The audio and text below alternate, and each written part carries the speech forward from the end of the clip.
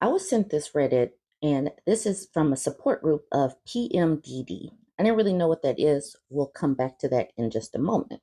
She says, my husband is SE-actually frustrated, and I want to be understanding, but I'm just pissed instead. She says that this is a ranty rant. A ranty rant. Okay, let's get into it. She says, so today my husband sat me down to talk about how he feels, that I've not been appreciative of him or loving.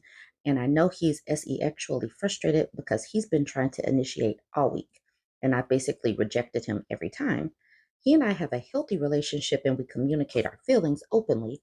And I've encouraged him to tell me how he feels instead of bottling it up. But this couldn't have come at a worse time. I went slightly off on him. Oops.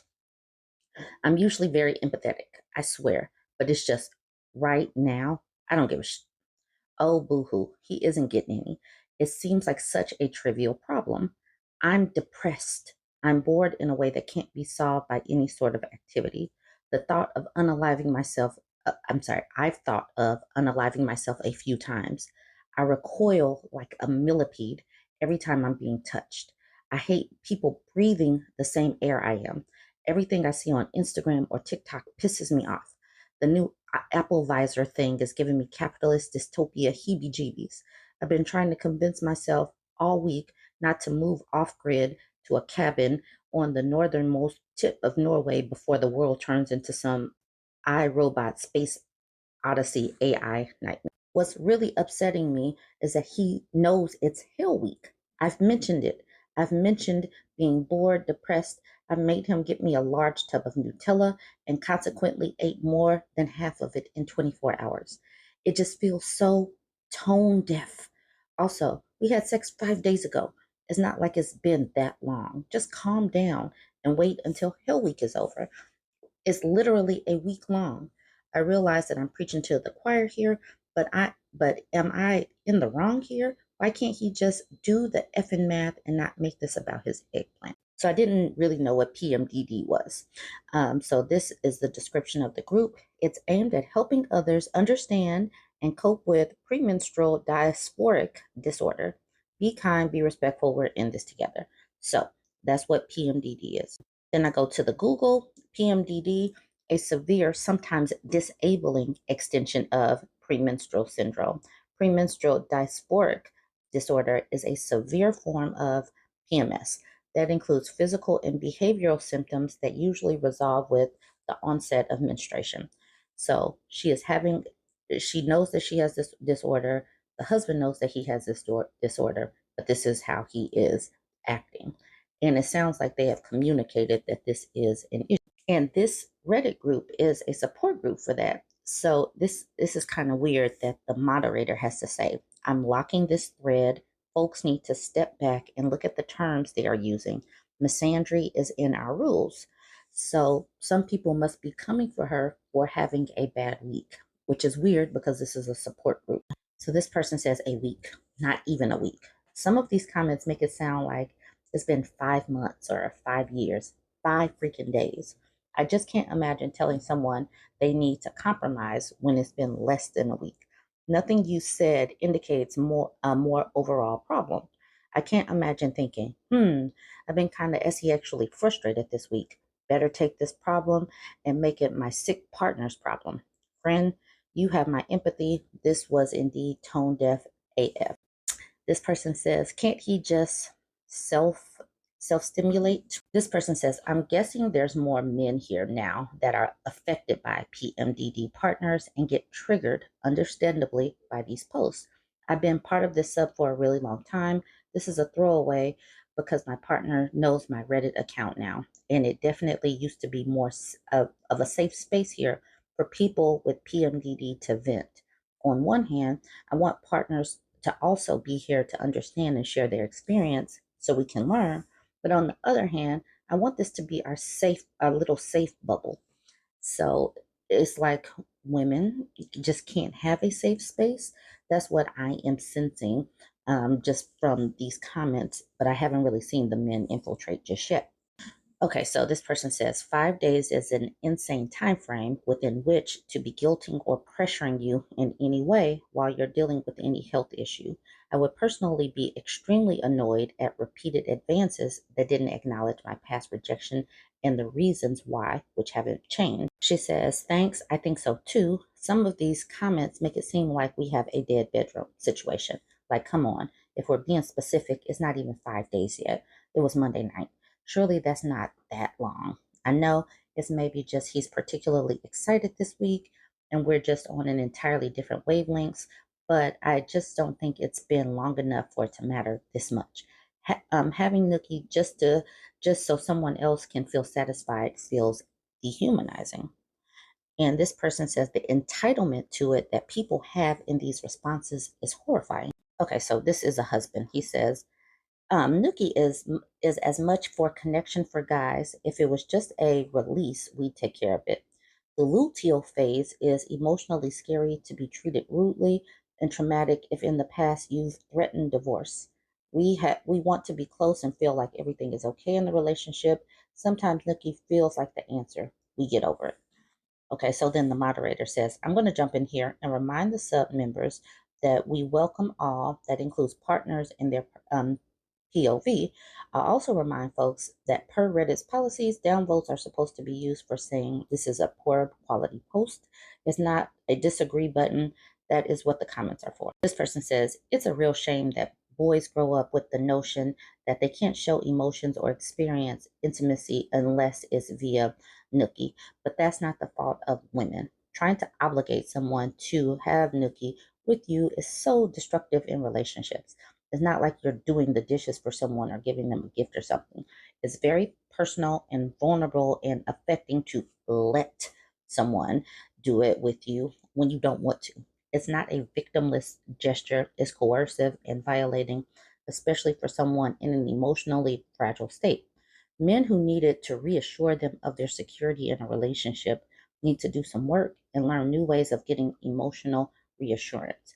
I'm not saying that it's an easy or fast process, but it's better for everyone than the woman feeling violated, like she's not supposed to express that.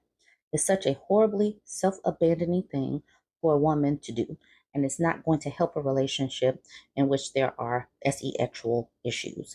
Anyway, I know you said we get over it. This comment is not directed aggressively at you, more of a general idea that needs to be expressed more often. So this is one of the tone deaf people, I guess. She says the tone is how selfish he is, but I really feel both of you are being selfish. Yes, you're going through what we all go through here on this sub, but he has feelings and needs as well. Can there be some compromise of sort? It may make you feel better too. And then this person says, I'm not sure what kind of compromise you're talking about, but forcing yourself to do sexual acts when you're not in the mood and being pressured by your partner to do them is SA. Nobody owes anyone nookie. If that's an issue that lasts for several weeks or months, then I'd understand that it becomes a serious issue. But a week, come on. And then the OP says, I mean, what compromise do you propose? I can't think of any. I'm happy to hear suggestions. People always talk about compromise in these situations. But why isn't it just not having it for a bit a compromise? It'll pass. We'll do it soon. The world isn't ending. I cuddled with him last night. I kiss and hug still. It's not like I deprive him of any physical touch. The only sexual compromise I can think of that doesn't involve PIV is oral. And I'm sorry, I just don't feel like doing that right now. I literally be sucking while feeling dead inside, laughing my butt off. That would make me feel so much more depressed. And would that even feel good to somebody to be have your partner feel dead inside just doing it out of obligation? And then this woman is not letting up. I think there's probably more to the story than just 1 week. It probably happens all the time, is my guess. I'm saying there needs to be a compromise from them both. If that's bad advice, then I guess it is what it is. So this person is just like, just lay back and do it, I guess. Forget how you feel. Forget if you're depressed or having pain or whatever. And this is supposed to be a support group. So that is really kind of weird for me. I don't know. You guys weigh in. Like I said, I'm not an expert on this. I don't experience this, but y'all weigh in with your experiences. Don't forget to like, comment, and share. Next conversation starter. having a roommate and that roommate bringing their boyfriend over all the time, but not even just a roommate. These people are dorm mates, so you know it's not very much room. Okay, so this woman posted this to Reddit, screenshots of her conversation with her dorm mate. She says, "Can your boyfriend sleep in his room sometimes? I don't like him spending the night every night, and he's been staying every night again. I'm not trying to DTM, I'm not trying to do too much, but try to understand where I'm coming from and why it's uncomfortable for me. And I have early classes and need to get dressed, and he's here during that time." Now, here's the roommate. "How is he sleeping here every night when we alternate rooms? He slept here last night and the night before, but before then, we were sleeping in his room. We sleep in here 2 times, 3 nights max, and then we sleep in his room for the rest of the week. Cause you already told me you don't like him sleeping here all the time. I try to accommodate you and how you feel, but that's my room as well. I should be able to sleep in my room and not his all the time. I'd rather be in my bed than his most times, and I should be able to want to do that without any issues. I get how you feel, but it's my room just as much as it's yours. And how do you feel uncomfortable getting dressed and when you get dressed in the bathroom, even when he's not in the room? Just doesn't make sense." She says, "I only get dressed in the bathroom when I shower." Then she goes, "Last week we were in his room at my mom's. So how?" I guess this is the girl's name. She blacked out. "Nah, sometimes you'll go in the bathroom and get dressed even when you won't take a shower. I don't know how much more you expect me to accommodate you in my room." She's like, "That's literally only the weekend he's not here. It's both of our rooms. And I get what you're saying. Why can't he be in his room though?" And she says, "I have the same rights you do. So if I want to sleep here with my boyfriend, I should be able to without any problems from you. And bro, WTF? He's here every weekend. We just don't sleep in there every weekend because of you." And she's like, "What problems from me?" And then she does the the crying face. She said, "The problems you're literally stating right now." So it's basically just the problems that she has a problem with her boyfriend in the dorm room. She says she's responding to, "I don't know how much more you expect me to accommodate you in my room." And then she's like, "We're always in his room. Like, where do you think I be during the day? In his room, because you don't like him being in there. We're both respecting what you're saying by not being in there all the time, but sometimes I won't sleep in my own bed." Keep in mind, these are college people and dorms are not that big. I just want to remind us. Okay, so here's the girl. She says, "Well, he's here another night, so that makes 3 days since Sunday. Update y'all tomorrow." And then this girl at the bottom says, "Girl, go to your RA. There has to be rules about how many nights a guest can stay. I get not wanting to take it that far, but at the end of the day, you deserve peace too." Exactly. Or she just needs to get another room or another roommate because it's not like these dorms are very big. And then she says, "Or start hosting slumber parties every night if it's going to be an open house." That sounds like a petty response or, to try to get back at somebody. But if this girl is actually trying to sleep so that she can get some rest for classes, probably not going to be helpful. This person said, "Girl, what's your number so I can call you and be extra loud?" And then this girl says, "Girl, tell your RA or beat her TF up at this point." And then this person says, "You're not wrong. How about they both sleep in their own rooms?" And then she does this little this little face. So now we come to the point where somebody is acting obtuse. And she's probably the type that has company over without giving her dorm mate a break based on this. She says, "I'm confused." She's probably not confused. "I'm confused. So you're upset still about him sleeping in the room sometimes when she stated that they have been alternating rooms to already accommodate what you said makes you feel uncomfortable. If you didn't want him in the room at all, you should have just said that to begin with." And she says, "Mind you, the only alternation is them being in the room during the day. He still spends the night." The person says, "Damn, when do they go to class?"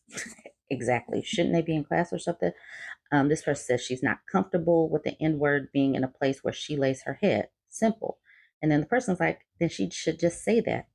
She implied it. Obviously, she's tiptoeing around people's feelings. And this person at the bottom says, "You acting like that girl." Then this person says, "She shouldn't have to share a room with a man. There are two-person dorms for a reason. She might not also feel safe with a grown man in the same room as her while she's sleeping." And then the person says, "Which is why I said she should have just said she didn't want him there at all instead of saying she didn't want him there as much." So she is just like splicing terms or whatever. This person says she was never going to not bring him at all. She had a roommate before me, and that one moved out because of him being there all the time. This person says she didn't do a single thing wrong here at all. There's nothing she should have done. The girl is just tripping. And then this girl says, "That's your opinion." That's the reason why I say this girl right here, she's the type that has company over all the time. And then this person's just getting some information. She says, "Wait, so both beds are in one room? Y'all have to go? I mean, y'all would have to go." And she's like, "Yes, some feet apart." So I'm going to end it there and just ask, what would you do? What would you do if your dorm mate just kept on bringing company over? It's two beds in a dorm, not very much space. So they over there snoring, sleeping in probably a small bed, and you got to jump up and get ready for class. What do you do? How do you handle it? Are you calling the RA? Are you trying to get moved? Y'all let me know. Don't forget to like, comment, and share. When women do these "Am I the a-hole" threads, typically the answer is no, you're not. But when these men do the "Am I the a-hole" threads, most likely it's like, yeah, you probably are. And this is another one that shows that the whole thing about the being the most logical leaders and stuff, that was just great branding and marketing for a few millennia, because what we're seeing in real time with social media is basically people, men that would lead their wives off a cliff if they really had the chance. Okay, this man says, "Am I the a-hole for telling my wife to return it all? My pregnant wife, who is 26, and I, who is 35, a 35-year-old man and a 26-year-old woman, all right, are really struggling at the moment, as I lost my job and my wife had to quit her job as she's suffering from hyperemesis gravidarum. We've used up our savings and are currently living off our credit cards, but I've got a job lined up starting in March. My wife is very close to her sister, who's 31, and a few days ago, she confided in her that we are struggling. Her sister has never liked me, but has always been polite to me. She has always kept me at arm's length despite my attempts at trying to foster a warmer relationship. A few days ago, my sister in law came to visit while I was away, and she was appalled at the state of the house and the lack of baby supplies, as the baby room was bare bones and we hadn't bought many baby things. When I arrived back home, she had given me a lecture on taking better care of her sister and scolded me for not getting ready for the baby. The next day, she came back and she had bought things for the house and the baby. My wife also told her that we had to sell our car to pay off some bills and rent. Again, my sister in law had to show off as she bought her a car, and to top it off on Sunday, she sent her $50,000 and then texted her this: "This is your money and your baby's. Do not use it on that man. If you need more, tell me and I'll send more. And remember, wherever I am, there's a home for you." I feel like her sister is trying to make me look like a failure, and I expressed that to my wife. My wife and I argued, and in a fit of anger, my wife said that I only had to feel like a failure because I had been failing. She has apologized since, but I still stand by telling her to return everything, as I feel like accepting her sister's so-called generosity is a way to manipulate my wife into thinking I'm a bad husband. And then he puts up an edit. "Okay, I get it. I'm the a-hole. I'll apologize to my wife and sister-in-law. It hurt, but thank you for the brutal feedback." This age gap is already troublesome. But at 35 and 26, the 35-year-old should have a better grasp on life and finances and everything. But apparently, the 26-year-old was the breadwinner. And it is getting, a lot of these stories are just really throwing off the marketing that these XYs have had for so long.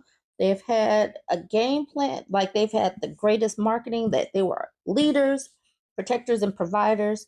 And I keep seeing where that is just not the case. And is it any wonder that women are like working to be independent and financially stable and talk about partnership and not being submissive? Because and think about if this woman submitted, let him lead. Just let him just go ahead. You go ahead, Eric, Derek, Brandon, whatever. You do it. And then, now she's homeless and she got a newborn baby and no car, nothing, no diapers. Diaper costs are ridiculous right now. But she got a man. She married. She got her husband. But, I'm going to follow my husband. I'm going to submit. Just like, you let them lead. Despite there being a 9-year age gap, and she's still the breadwinner. And I'll show you why I know that, because he's basically saying that in the comments. Okay, in yellow, he says, my wife was working in the main breadwinner, but literally could no longer work. And then we relied on her savings as mine were long gone. And someone says, how long have you and your wife been together? Has she always been the main breadwinner? What was the difference in salaries? And he says, together 5 years, married for 3. I've had difficulties with employment due to my mental health, and my wife has always been the main breadwinner. So salary difference at times has been significant. So if she is 26 now, they've been together since she was 21, married. Yeah. So basically, that's a mess to have a 20 some odd year old supporting you. That's a mess. Y'all got to admit that that's a mess.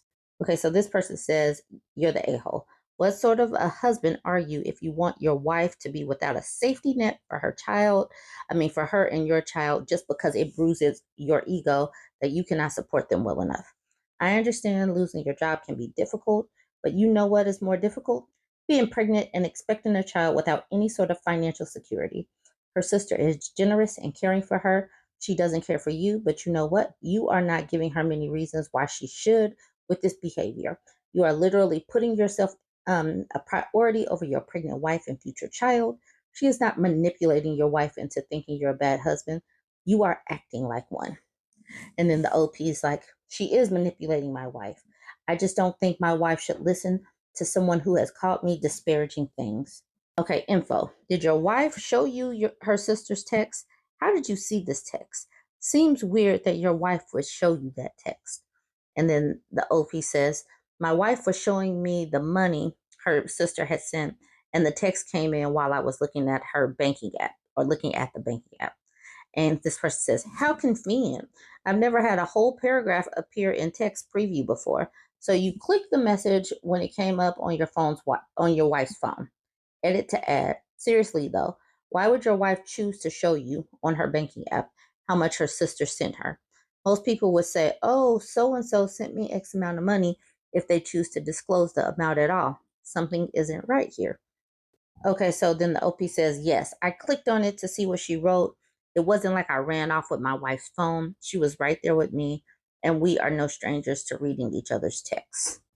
And then this person says, why is your house a mess? You don't have a job and you haven't had one in years. Why aren't you cleaning up? That's some really good questions. But Pew Research says that even when the woman is the main breadwinner, even when the man is not working at all, basically the woman is still going to do more housework. Even when the woman is the main breadwinner and the man is not working, the woman still ends up doing more housework. Keep that in mind when you're sitting up here pushing Marry for Potential and get yourself a light bill Larry. Keep that in mind. All right, y'all, weigh in. Let me know what you think. Don't forget to like, comment, and share. Y'all know how we have talked about spouses or boyfriends destroying plants or harming pets. Okay, so someone sent me this Reddit thread from a month ago. This person was posting in house plant propping, and it's titled, "My husband destroyed my plants." Hiya! My husband had a fit and literally chopped up all of my houseplants, close to 80, ranging from yucca palm, succulents, flamingo lily, coleus, inch plant, nerve plant, monstera, and many more. When cleaned up, it was all put in boxes with the soil that was also all over the place. I left it for a few days, and now I have pulled out what I think may be salvageable. I know how to propagate somewhat, just wanted tips and tricks to getting them back. Should I prep them before? I have them sitting in a box as of last night. So this woman wrote this blurb as if people were going to skip over. My husband had a fit and literally chopped up all of my houseplants. Y'all should know. There's only 56 comments, but y'all should know what these comments say. This is in houseplant propping. So it's not like this is in Am I the A-hole or a ranting subreddit. So I'm sure these people are aghast, but let's look at the comments. Destroying things you love is abuse. Please make sure you're taking care of yourself, OP. And this person said he did go through all the boxes and pull what was possibly salvageable. I don't think he knew what they meant to me until he did that. He felt horrible, but I agree, still not right. So she's still kind of soft playing it or something. This person says, I'm sorry, OP, but there is no way he didn't know. And no matter how mad I was at my husband, I would never destroy anything of his, whether he loved it or not. That is beyond unacceptable behavior. Your husband needs anger management counseling at a minimum. I don't know him or you, so hopefully that will be enough. But depending on his pattern of behavior, anything up to and including divorce can be on the table. This person says the cycle of abuse is a real thing. If and when you're ready to explore this, I echo the book suggestion below. Why does he do that? It's okay if you're not ready yet. It's okay if your situation is complicated. And it's okay if you take time to figure things out. Just know that what he did isn't okay, regardless of whether he targets you or your items. Whatever his reasons are, it isn't your fault. It also isn't your responsibility to help him or heal him for the sake of the relationship. I wish you all the safety and care, and I'm so sorry you went through this. This person says, no, it isn't right. It's abuse. I don't want to pile on, and I don't expect you to respond, but I do want you to think this through. What did he think he was doing? What was his goal? What was his excuse? What possible reason could he have had for doing this, except identifying a thing that you care about and causing extreme irreparable harm to that thing? Give this man a second chance at your own risk. Please be safe. And then this person says, please don't excuse or downplay this act of violence. Whether he knew how much the plants meant to you or not, he's still a grown man who purposely destroyed your property. He wanted to cause harm in that moment. I won't say leave him, but I will say to hold him fully accountable for his actions and the violent temper. It will do your relationship no favors down the road if wrongdoings are minimized and not worked on. So then after that woman talked about the plants being destroyed, she shifted into, actually helping. She's like, most vining plants propagate pretty easily with some stem and leaf. If you can post some pictures of what is left over, we can further help identify what is salvageable. So then she tried to bring it back to the actual post, which is cool. But then, the rest of the comments were like, yeah, this is abusive. Like this person says, destroying things you love need is what is called escalation. Has he done this before? Has he destroyed property before? So most of the people are bringing back to alarm bells, red flags. Let's handle things. This person at the bottom says denial thinking this behavior is acceptable. That person does not consider you significant or their other. This is gross disrespect. So that is where we are. Like people have said, destroying things that is important to you is symbolic. And the next step could be the actual person or you. So take these things seriously. Destroying pets, destroying plants, destroying your hobbies. Yeah, that's abusive behavior. No, no, no. We're not accepting that. And we're going to keep talking about this and these examples, because this is nothing to be brushed aside and like, hi, my plants were destroyed. What should I do to fix this? That's just not the way to handle it. All right, you guys go ahead and weigh in. Let me know what you think about this one. Don't forget to like, comment, and share.